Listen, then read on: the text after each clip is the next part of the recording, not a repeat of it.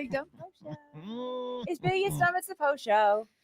Yeah, you talked this morning about something that went on in your little town, and I have questions. I need them answered. All right, crossing guards. Oh, Trey, were you ever a crossing guard? No, you one weren't? is. Okay. I've never met one in real life. I've seen them. Well, yeah, you've seen. Is it a hired position here?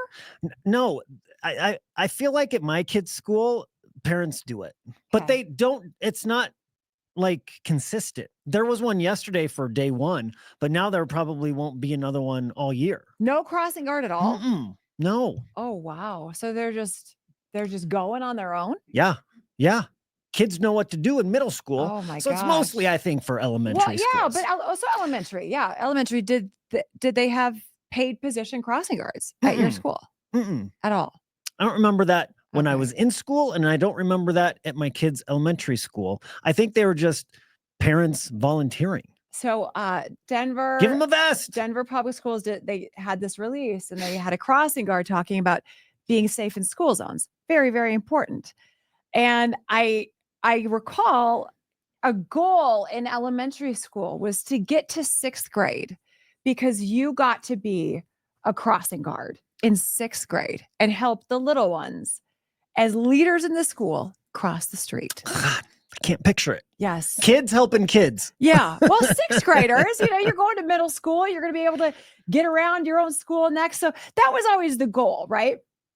And when you had the crossing guard week as your week, you hoped you ended up with your best friend. Because you could be crossing guards together. 2, a good weather. Yeah. You were hoping for no big snowstorms. Never came into play. Oh, okay. Never came into play. The power of the crossing guard position was at the highest level of importance during this whole process. Okay. You were the one who would allow people to cross the street, so you could play the game of, if they do that, I'm not going to let them cross the street to go to school. And it was this very weird sense of power in this tiny little town that I grew up in. Even worse, when it wasn't the 6th graders, it was volunteers around the city. Again, the city's 400 people. I'm literally related to half of the town, much like everybody else. Cousins were in my classroom. It's a very small farm town. And if your relative was the one being the crossing guard that week, there was also that sense of power. Like, peacock. Yeah, well, my grandpa's going to make you stay until you're late for school. No. Trey just asked if anyone got the shakedown. No, the town was way too small to shake down anybody, and nobody was going to do that at all. But it just ran rampant in the school. So your grandpa did it, and you were like yelling at other kids? You have a memory of this? I don't know, not yelling. I mean, everybody's grandparent did it. I remember one kid in particular was getting too aggressive about it. Why? Because he was telling everybody his grandpa was going to make proud. Oh, grandpa's going to make you not gonna let you there. Cross. You'll have to go home. They're going to think you skipped school because my grandpa won't let you cross. Oh, that's sad. I mean, not sad, but yeah, no, it's not. It's kids being dumb. It's elementary school. We're idiots in elementary school. It's like a hall monitor moved out into the intersection. It's a lot of power. It's a lot of power. It's exactly what it is. But that's what it's like in elementary school. You find these weird little PowerPoints and you take it. Yeah. I guess. Huh. That's crazy. Maybe I should volunteer to be a crossing guard so my kids can experience it. Yeah. Well, your daughter's in high school. I would probably suggest but middle school. Not. Yeah. Middle school. It's every now and then. I can do high school. Yeah. Those kids would beat me up. Stay away. Even in middle school. No, it's like, middle school, they probably let that whole narrative go. But 2nd grade, probably prime time for my grandpa's not going to let you cross kind of situation. Yep.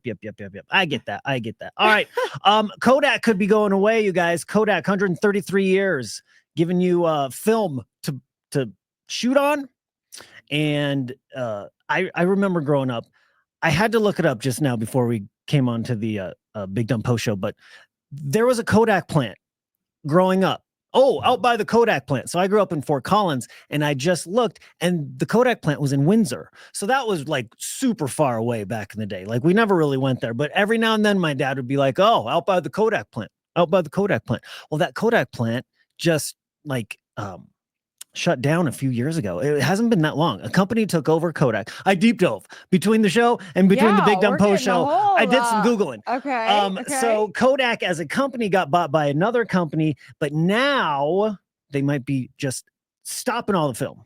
Might not be doing it anymore. What other company thought investing in film was a good idea? But they a couple years they ago. bought Kodak for like 2-point-something billion. Who was it? I know. Let me look. I kind of glossed through because it's a company I've never heard of. Okay. It's like all right. If it's it's nothing you've ever heard of. Kodak started making like the ingredients for some pharmaceuticals like in 2020, like during the pandemic. So the government actually spent billions on Kodak. So Kodak was actually doing okay about 5 years ago, but this should be its own Dateline. Really, you should Google this. It's a big deal. Kodak was making medical stuff. They were making stuff that was used for some ingredients during the pandemic. Yeah. And the government put a lot of money into them, and their stock flew through the roof. And now their stock is going down. They had to tell investors that it's not looking good. Kodak. I don't even know that is conspiracy theory all over it to me. It really and I don't want to be that person, but that seems very, very sketch, doesn't it? Remember 2020? You'd get sick and you'd just put photos in your veins. Just somebody shake a Polaroid at you and you're like, you're healed, you're fine. That is super odd, Big Mike. Super odd. That's a business. So after 133 years, you would think Kodak probably thought there was not a chance that they could ever go away, because the world now has pictures. And as soon as digital came, it was just over. Their downfall started then. Like digital's coming back. I saw a girl I was saying at Red Rocks the other night with a digital camera.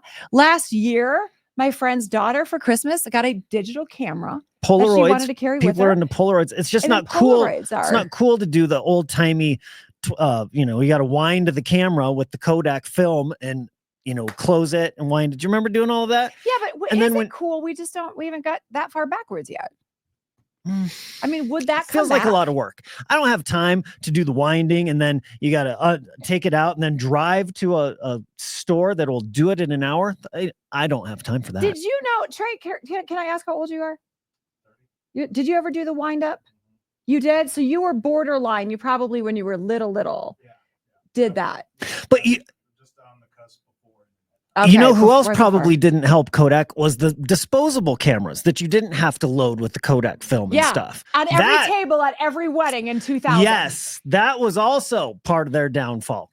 Disposable. And then there would be, the disposable cameras, because you'd have to go pay to get them done. Yep. And I more than once heard some people real upset about, we put all these disposable cameras out at the wedding and get these stupid pictures of drunk people, like some idiot uncle taking it and taking 20 pictures of himself like this. Yeah. Well, other fun fact, Kodak is the one that made the disposable cameras, and that's what made them big, because they made it so cheap. But they ended up being the only place you could process film. So that's how Kodak ended up making all the money. They ran a monopoly. They ran the cheap, but then Canon and all the big digital cameras came and really knocked them out. So they said pharmaceuticals our only choice. Big obvious move. Kodak needs its own 5-part Netflix docuseries. This is something. Yeah, what's that show, Trainwreck? Well, let's watch that one. Yeah. I mean, next week Kodak's going to start making probiotic beverages. So I think they're going to be okay.